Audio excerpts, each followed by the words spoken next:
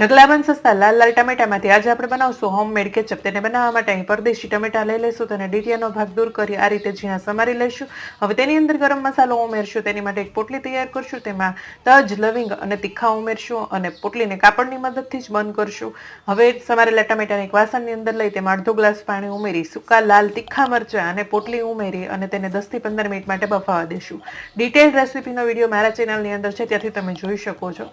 બાફેલા ટમેટાને આપણે સરસ જારની અંદર પીસી લેશું, એકદમ ઝીણું એવું પીસવાનું, અને તેને ઝારાની મદદથી કે ગરણીની મદદથી ગાળી લઈશું અને કચરો દૂર કરી લઈશું.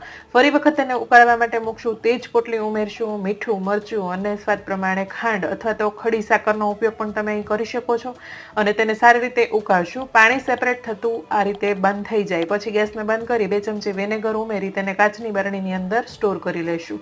વિડીયો પસંદ આવ્યો હોય તો વિડીયોને લાઈક જરૂરથી કરજો.